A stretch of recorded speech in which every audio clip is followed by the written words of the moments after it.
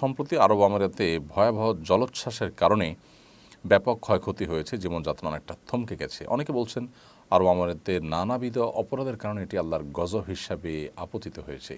এ সম্পর্কে আপনার মন্তব্য কী?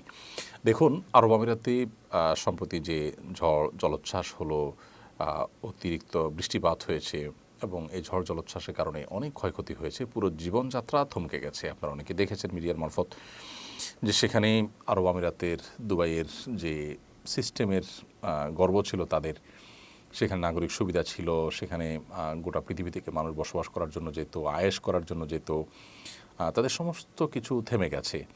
এবং পানি নিষ্কাশন ব্যবস্থাপনা যেহেতু সেখানে নাই, সাধারণত সেখানে ঝড় জলোচ্ছ্বাস হয় না, সেজন্য তাদের কাঠামো সেভাবে তৈরি হয়নি, যার কারণে খুব ভয়াবহ একটা পরিস্থিতির মধ্যে তারা পড়ে গেছেন। এবং পানি নেই, আপনার গ্যাস বিদ্যুৎ নেই, এরকম একটা পরিস্থিতিতে তারা পড়েছেন যেটা ইতিপূর্বে তারা পড়েননি কখনো। তো এটি আল্লাহ তাআলার তরফ থেকে তাদের জন্য অ্যালার্ম হতে পারে, সেটা একেবারেই স্বাভাবিক হতেই পারে। সাধারণত কোনো বিপদ আপদ হলে একজন ইমানদার, একজন মুসলিম, সেটিকে আল্লাহর পক্ষ থেকে তার কোনো পাপের জন্য অ্যালার্ম, সতর্কবার্তা হিসাবে তিনি নেবেন, তিনি সেজন্য সতর্ক হবেন। কোরআনে কারিমে আল্লাহ তাআলা এমনটি বলেছেন, যহরাল ফাসাদু ফিল বাররি ওয়াল বাহরি বিমা কাসাবাত আইদিন নাস লিইয়ুযিকাহুম বা'দাল্লাযী আমিলু লাআল্লাহুম ইয়ারজিউন। স্থলে জলে যে সমস্ত ব্যত্যয়, ফাসাদ, সমস্যা তৈরি হয়, এগুলো মানুষের হাতের কামাইয়ের কারণে হয়ে থাকে, যাতে করে মানুষ ফিরে আসতে পারে, সংশোধন হতে পারে, সে সুযোগ আল্লাহ তাআলা তাদেরকে দেন, অ্যালার্ম দিয়ে থাকেন। তো এটি সতর্কবার্তা হতে পারে তাদের জন্য। আবার একই সাথে তাদের পাপের জন্য শাস্তিস্বরূপ হতে পারে, আল্লাহ তরফ থেকে পরীক্ষা হতে পারে। যে কোনো বিপদ আপদ হলেই সেটি আল্লাহ তাআলার তরফ থেকে পরীক্ষা হতে পারে। আল্লাহ তাআলা বলেছেন, ওয়ালানাবলুওয়ান্নাকুম বিশাইইন মিনাল খাউফি ওয়াল জু'i ওয়া নাকসিন মিনাল আমওয়ালি ওয়াল আনফুসি ওয়াস সামারাত।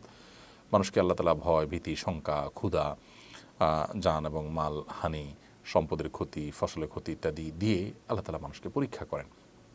যারা ধৈর্য ধারণ করতে পারেন, সবর করতে পারেন, তাদেরকে আল্লাহ তাআলা সুসংবাদ দিতে বলেছেন। তো এটি পরীক্ষা যেমন হতে পারে, সতর্কবার্তা হতে পারে, পাপের প্রায়শ্চিত্ত হতে পারে। এটি ঠিক যে কোনো মানুষ যখন পাপাচার করে, সীমা ছাড়িয়ে যায়, আল্লাহ তাআলা একসময় না একসময় তাকে পাকড়াও করেন।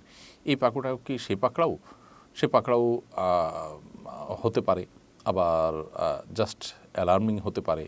আসল এবং ভাবা পাকড়াও সেটা আল্লাহ তাআলা আরও পরে করতে পারেন, দুনিয়াতে করতে পারেন, দুনিয়াতে না করে আখিরাতে একসাথে করতে পারেন, সেটা একান্তই আল্লাহ তাআলার ইলমে আছে। আসলে যে কোনো ধরনের বিপদ আপদ হলেই সেটাকে নির্দিষ্ট কোনো একটা ক্যাটাগরিতে ফেলে নিশ্চিত করে আমরা বলতে পারবো না এটা শুধুই পরীক্ষা, কিংবা এটা শুধুই আল্লাহর আযাব, শাস্তি হিসাবে আসছে। এরকম নিশ্চিত করে আমরা বলার সুযোগ নেই, কারণ আমাদের কাছে ওহী আসে না। নবীগণ থাকলে তাদের কাছে ওহী আসতো, তারা বলতে পারতেন যে এটা আল্লাহর পক্ষ থেকে আযাব হিসাবে আসছে, এটা আল্লাহর পক্ষ থেকে পরীক্ষা হিসাবে আসছে। কিন্তু আমরা যেহেতু সবগুলো অপশনই এখানে আপনার সম্ভাব্য, সো আমরা এটাকে আল্লাহর পক্ষ থেকে পরীক্ষা হিসাবে নিতে পারি, অ্যালার্ম হিসাবে নিতে পারি, এবং সতর্কবার্তা হিসেবে নিতে পারি, পাপের শাস্তি হিসেবে নিতে পারি।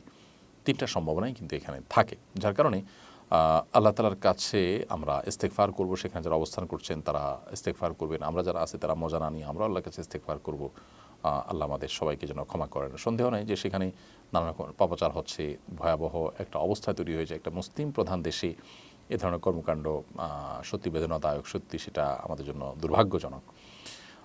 পৃথিবীর সবচেয়ে বেশি অপরাধীদের অভয়ারণ্য বা অপরাধ কর্মের সবচেয়ে নিরাপদ জায়গাগুলোর একটি মনে করা হয় সেটি আমাদের জন্য লজ্জার এবং দুশ্চিন্তার।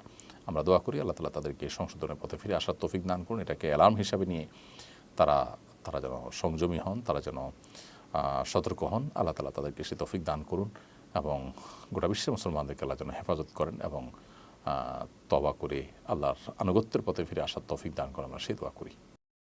আস-সুন্নাহ ফাউন্ডেশন, উম্মার স্বার্থে সুন্নাহর সাথে।